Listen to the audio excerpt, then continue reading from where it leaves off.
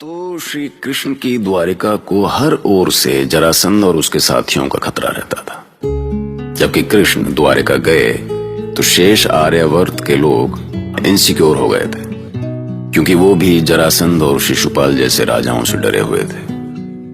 मैंने कृष्ण की लीलाएं बहुत करीब से देखी हैं। मैं आकाश हूं, मेरी आंखों से कुछ नहीं छिपा। इतने खतरों के बाद भी मैंने कभी कृष्ण के माथे पर शिकन नहीं देखी। वो दोस्ती निभाना कभी नहीं भूले। इंद्रप्रस्थ बसाने और पांडवों के साथ खड़े होने के पीछे उनका बहुत बड़ा मकसद था। अर्जुन भले ही राज्य विस्तार या किसी दूसरे कारणों से आर्यावर्त की यात्रा पर निकला था, पर कृष्ण के मन में उसके लिए कुछ और ही प्लान चल रहा था।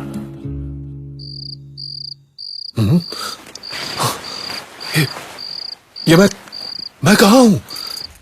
कहा? और तुम कौन हो? चिंता न करे कुमार अर्जुन, आप पूरी तरह सुरक्षित हैं। पर मैं यहां कैसे आया? और तुम बताती क्यों नहीं कि तुम हो कौन? नागराज कौरव्य की बेटी उलूपी। कौरव्य की बेटी? पर तुम मुझे यहां क्यों ले आई हो? सब कुछ बताऊंगी कुमार, बस धीरज रखें। इस राजमहल में सुख के सारे साधन हैं। सैकड़ों दास दासियां आपकी सेवा में हैं। तुम मुझे छल से अचेत करके यहां ले आई हो। मेरा तो तुमसे कोई बैर नहीं। बैर तो नहीं है अर्जुन, पर काम आपने बैरी का ही किया है। मुझ पर काम बाण चलाया है, घायल कर दिया है मुझे। आज समझ में आया कि कोई बंद आंखों से भी बाण चला सकता है। कल जब मैंने आपको गंगा तट पर देखा, मैं उसी समय आप पर अपना हृदय लुटा बैठी और बस अवसर मिलते ही आपको अचेत करके यहाँ ले आई। पर मेरा परिचय जानकर तुम्हारे पिता को अच्छा नहीं लगेगा। प्रेम और विवाह के विषयों में हम नागवंशी स्वतंत्र हैं कुमार, इसलिए किसी को मेरे निर्णय पर कोई आपत्ति नहीं होगी। बस आप मुझे स्वीकार कर लें। नहीं, मैं अपने एक पत्नी धर्म से विचलित नहीं हो सकता। यहाँ आपके प्रेम में मेरे प्राण जा रहे हैं और आप धर्म की बातें कर रहे हैं। क्या किसी को अपने प्रेम में तड़पाकर मार देना ही आपका धर्म है? मुझे इस धर्म अधर्म में मत उलझाओ उलूपी। मैं बस यहाँ से जाना चाहता हूँ। नहीं प्रिय, आपको बताना होगा कि पांडवों का धर्म क्या है। क्या किसी पुरानी परंपरा को आंखों में बंद करके स्वीकार कर लेना ही आपका धर्म है? क्या मेरा प्रेम, मेरी याचना आपके लिए धर्म नहीं है? मैं यात्रा पर हूँ उलूपी। तुम्हारे लिए मैं अपनी यात्रा नहीं रोक सकता। ये इंद्रप्रस्थ के साथ अन्याय है। हाँ, यदि तुम मेरे साथ चल सकती हो तो बताओ। यदि मैं साथ हो ली तो आपकी यात्रा रुक जाएगी प्रिय। आप यहाँ से प्रसन्नता पूर्वक जाएं। मैं यहीं आपकी प्रतीक्षा करूंगी, चाहे कितना भी समय लगे। जब तक आप लौट कर नहीं आएंगे, मैं प्रतीक्षा करूंगी। इधर अर्जुन उलूपी के चक्कर में पड़ चुके थे और उधर कुंती के मन में भीम के एक और विवाह का विचार आ रहा था। अब इस सब को आप उस समय के नजरिए से देखिए जब राजाओं के कई विवाह राज्यों की ताकत बढ़ाने के लिए किए जाते थे। मैं तुम्हारे मौन को कभी नहीं समझ पाई युधिष्ठिर। दिन का चौथा पहर शुरू हो गया है और मैं अभी भी तुम्हारे उत्तर की प्रतीक्षा ही कर रही हूँ। आप उत्तर की प्रतीक्षा क्यों कर रही हैं माता? आप हमें आदेश दें। यदि आदेश देना होता तो मैं पांचाली को यहाँ ना बुलाती। मुझे तो वैसे भी आपका साथ अच्छा लगता है माँ। कितना कुछ सीखती हूँ मैं आपसे। पर आज मैं तुम्हारे विचार जानना चाहती हूँ पांचाली। ऐसा क्या है माँ जो आप? पांचाली, तुम्हारे 5 पति हैं। 1 वर्ष तक इनमें से एक ही पति तुम्हारे साथ होता है। शेष 4 पति बिना पत्नी के होते हैं और उसके अगले 1 वर्ष तक दूसरा पति साथ होता है और शेष 4 अकेले। जी, हमारे बीच ऐसे ही नियम बना था। पुत्री, पर ऐसे में कोई भी पति दाम्पत्य का पूरा सुख नहीं ले पाता है। मैं चाहती हूँ कि हर एक पांडव एक और विवाह करे। युधिष्ठिर, तुम अपने और अपने छोटे भाइयों के एक और विवाह के बारे में गंभीरता से सोचो। मैं कैसे सोचूं माँ? आप पहले पांचाली से तो पूछ लें। मैंने तो उस समय भी कुछ नहीं कहा था जब पांचों भाइयों का विवाह मेरे साथ हुआ था। एक स्त्री के चाहने या ना चाहने से होता ही क्या है। पर आज मैं तुमसे पूछ रही हूँ पांचाली, क्या जो मैंने कहा वो उचित नहीं है? मैं इसका विरोध नहीं कर रही हूँ माँ।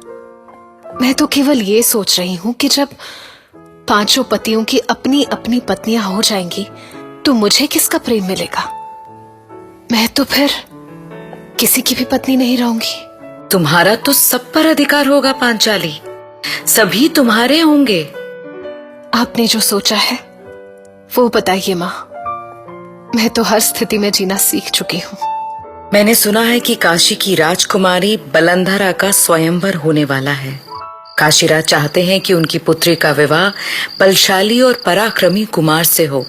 मुझे लगता है हमारा भीम बलंधरा के लिए उपयुक्त वर होगा।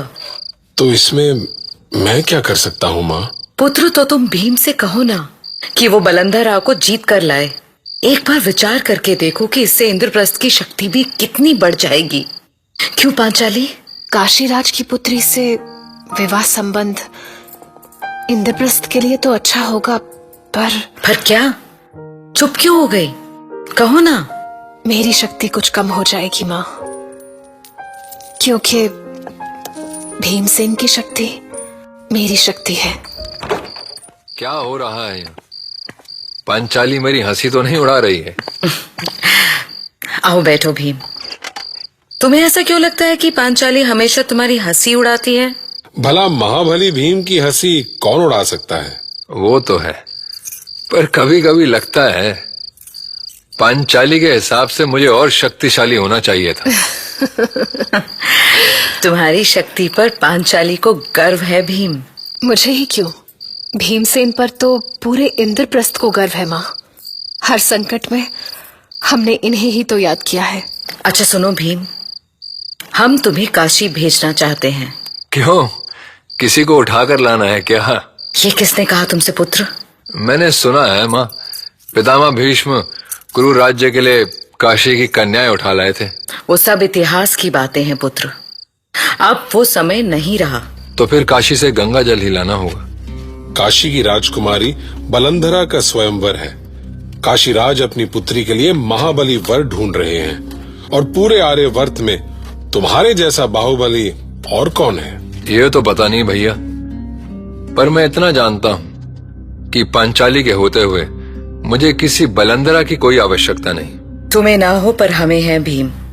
मैं चाहती हूँ कि बलंधरा तुम्हारा वरण करे और सारे आर्यवर्त में तुम्हारा नाम हो। पर आप क्यों चाहती हैं कि मैं उस राजकुमारी के लिए मगधराज जरासंध और दुर्योधन को चुनौती दूं? मैं बिना युद्ध किए तुम्हें विजेता के रूप में देखना चाहती हूँ भीम।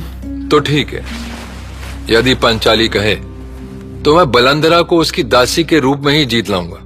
मुझसे मत पूछिए भीमसेन, मैं इस संबंध में एक शब्द भी नहीं बोलना चाहती।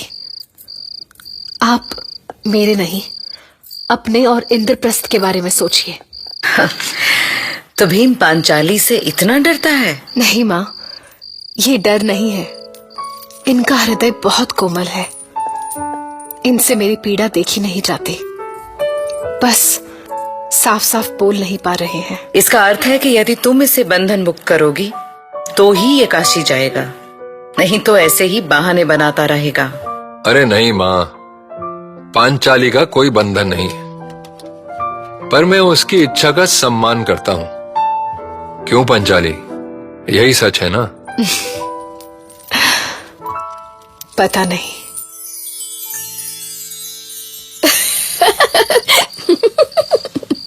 हंस क्यों रही हो लूपी? अच्छा, अब मुझे जाना होगा। और यदि मैं आपको ना जाने दूं तो? मेरे साथ बहुत से लोग हैं, वो मुझे गंगा तट पर ढूंढ रहे होंगे। यदि मैं उनसे नहीं मिला तो वो इंद्रप्रस्थ में इसकी सूचना दे आएंगे। फिर मैं क्या उत्तर दूंगा? बातें क्यों बना रहे हो कुमार? साफ क्यों नहीं कहते कि आपको पांचाली के रूठ जाने का डर है? पांचाली का हृदय बहुत विशाल है उलूपी। वो मेरी हर एक इच्छा का सम्मान करती है। तो फिर किस बात का डर है आपको? मैं आपके साथ चलूंगी, और यदि जल्दी है तो आप गंगा तट पर पहुंचिए, मैं पिता से मिलकर वहीं आ जाऊंगी। ठीक है, जैसी तुम्हारी मर्जी।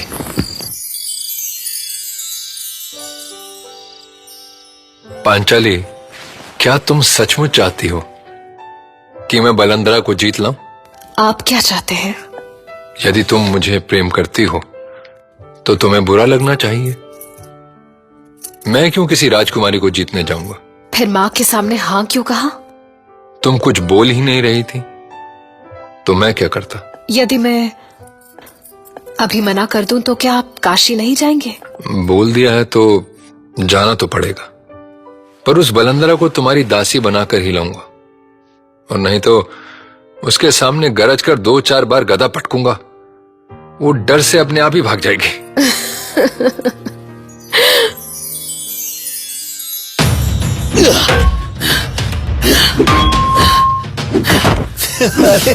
अरे ये क्या कर रहे हो दाऊ? दिन रात गदा युद्ध?